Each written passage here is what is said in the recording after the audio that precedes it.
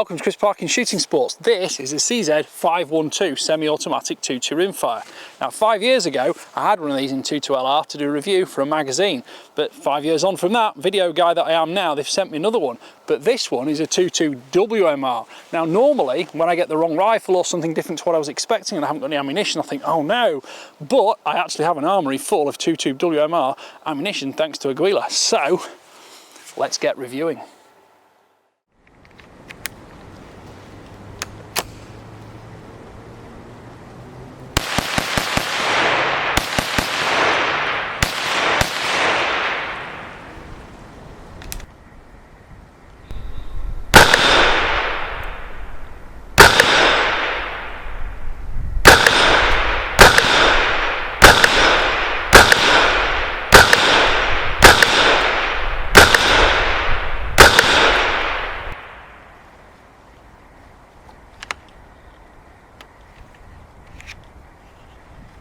So we've been out, we've used the CZ512. This has been a very fun rifle. It's only the second semi-automatic 2.2 WMR I've ever had.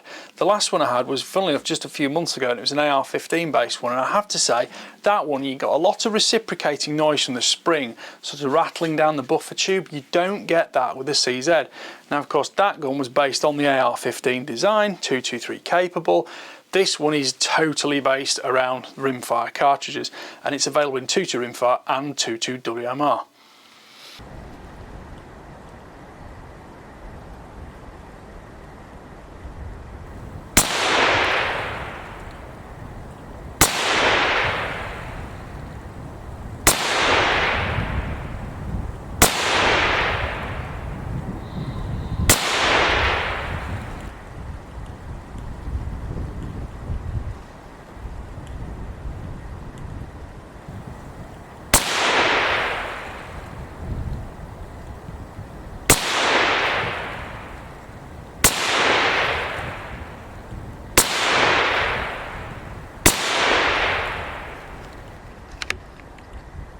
The 2.2 WMR comes with its 10 round magazine, the 2.2 LR comes with a 25 round magazine.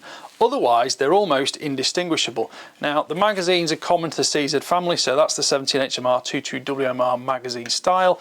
There's also the 2.2 caliber one is obviously the smaller one, it's slightly shorter back to front, and it's available in 10 or 25 round capacity. You need to have 5 rounders as well, and it's even compatible with the older steel magazines too, which are about double the price, but very, very durable. Not that the fibre reinforced polymer ones aren't durable. I've never broken one or worn one out, and I use a lot of CZ rifles.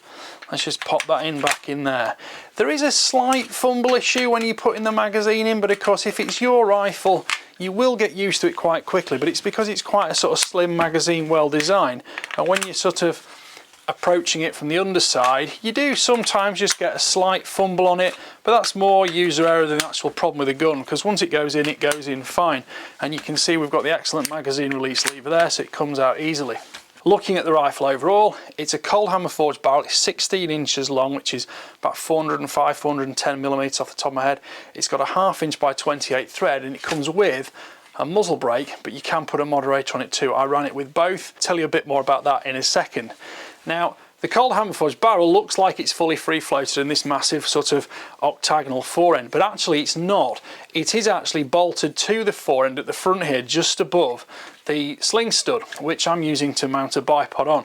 If I take that off, you'll see the sling stud. I can't easily show you the fact the barrel is bolted to the forend because it's kind of hidden away, but maybe just on the ceiling camera you'll see the junction there. In fact, it's joined within and it's bolted on the underside there. Now that does make everything ultimately incredibly stiff, but it's a compound assembly.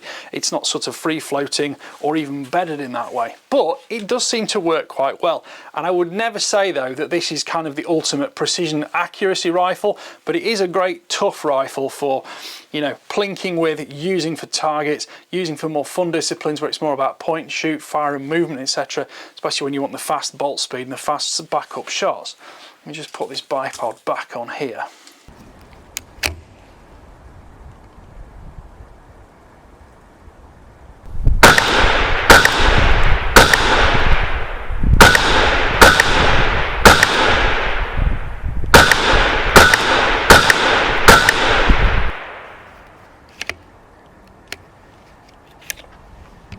Interestingly, although I say I don't really like AR-15s for hunting because the bolt's very, very noisy when it's reciprocating, it's hard to close them quietly and get true performance.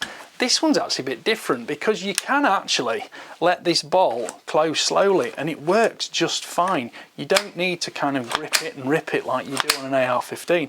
So as long as you operate it smoothly and calmly, maybe just give it a slight forward shove, it's fine. Now you'll notice in the video when I was using this subsonic ammunition, I did actually have to manually sort of straight pull cycle it every round.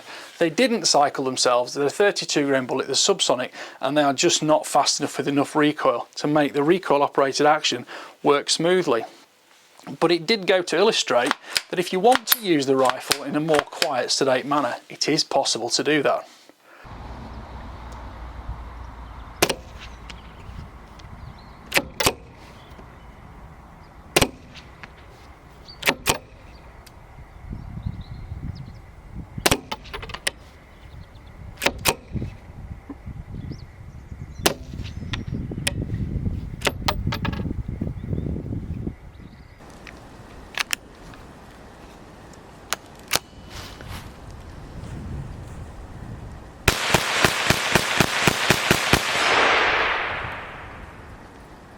The short barrel is only 14mm in diameter, and the rifle itself, without any scopes or bipods or anything, is only 2.8 kilograms, which is about £6 4 ounces, so it isn't actually that unwieldy to use.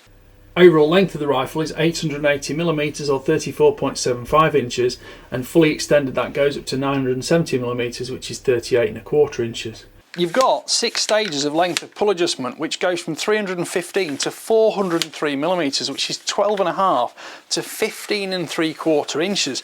Now that is really long for any rifle, never mind a collapsing stock sort of AR-15y kind of style thing. And I have to say that does make it incredibly comfortable to use. You've also got adjustable cheek piece height.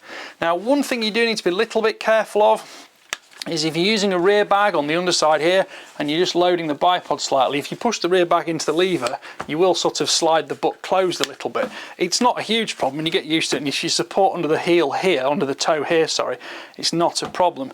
While we are here, the recoil pad on the back is very thin, but it's rubber. There's no recoil to dampen really. That makes sure though it grips into your shoulder because it is rubber, and there are also quick release sling stud anchor points on either side.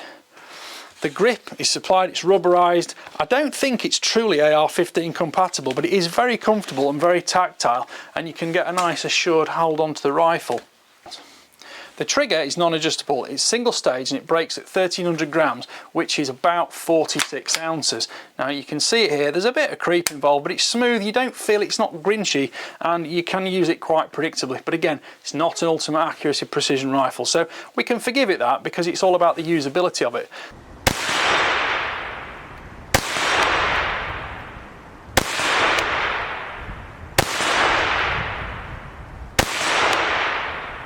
The safety catch on the back there goes through either way, so one side for fire, one side for safe.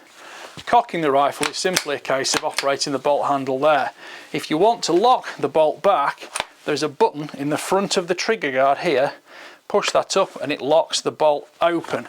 So if I show you that there, and you'll see me do this a few times throughout the film, it's quite easy to do, you get used to it very quickly.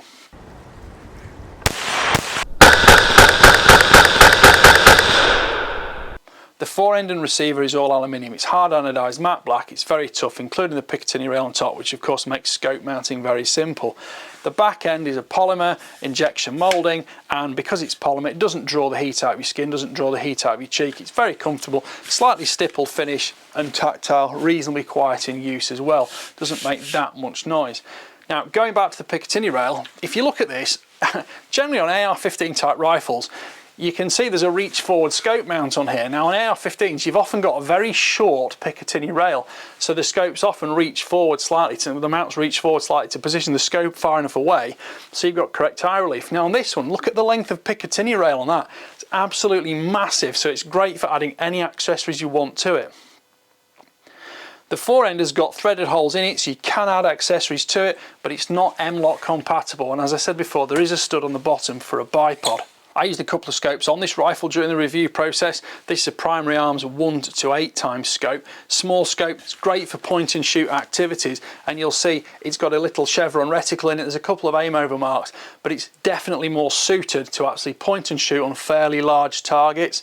It's not parallax adjustable, but it is illuminated, which does mean that sometimes you'll see if I've used higher magnification at low range or at shorter range, you can't get clear focus with it. But that's a factor of a fixed parallax scope. And when you're down at the lower magnification levels, you don't notice that. I also then switched to an Element HD scope with a ballistic turret on top, so I could do a little bit more long range shooting, and I quite enjoyed doing that. In terms of absolute everyday, what will this gun do on paper every time? I think, to be totally honest, it's a 1.5 to 2 MOA rifle. So, you know, 1.5 to 2 inch groups, 100 yards, that sort of thing. Like I've said, this is the third time I think I've said it, it's not an accuracy and precision rifle, it's a fun plinking rifle, and it is an enormous amount of fun.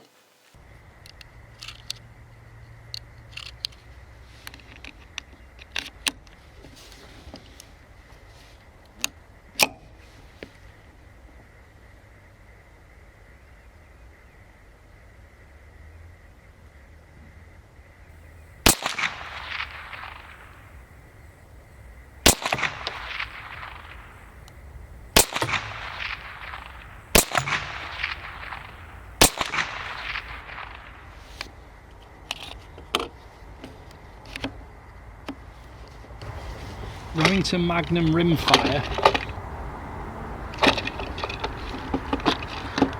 40 grain definitely works better.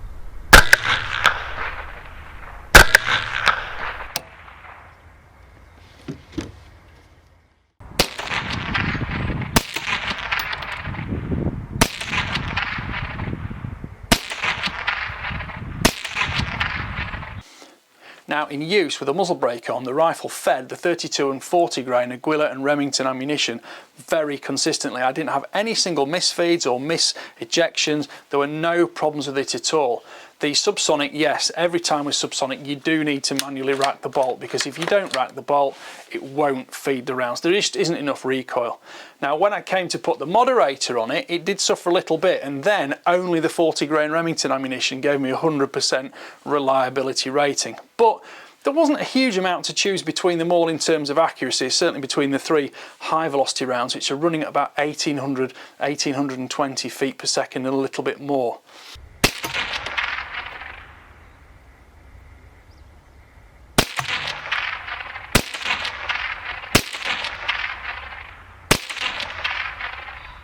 So this will make a rabbit rifle with 300 foot-pounds if you want it to.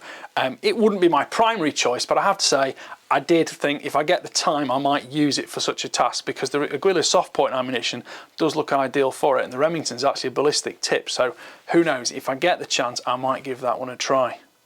CZ are launching the new Scorpion Rimfire soon, which will also be a semi-automatic in 22 LR. I'm looking forward to getting one of those, but I don't think that diminishes the amount of fun I've had using this, because 22 WMR is not that regular. You don't get many of them. I've been reviewing rifles for 13 years. It's only the second semi-auto 22 WMR I've ever had, so I have really enjoyed shooting the gun.